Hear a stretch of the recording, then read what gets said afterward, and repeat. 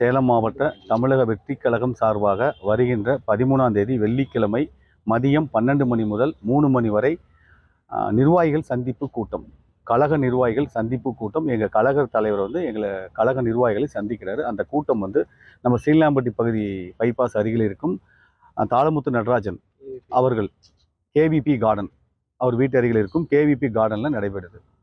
என்னென்ன ஏற்பாடுகள் பண்ண போகிறோன்னா, இப்போ எவ்வளோ நிர்வாகிகள்லாம் யார் யாருக்கு கலந்துக்க போகிறீங்க? இதில் 5000 நிர்வாகிகள் மட்டும்தான் கலந்துக்கிறாங்க. அந்த 5000 பேரும் 5000க்கும் கீழ் தான், 5000த்துக்குள்ளே, 5000த்துக்கு மேலே போக மாட்டாங்க. 5000 நிர்வாகிகளும் எங்கள் கழக நிர்வாகிகள் மட்டும்தான். பொதுமக்களுக்கோ மற்ற யாருக்குமோ அனுமதி இல்லை.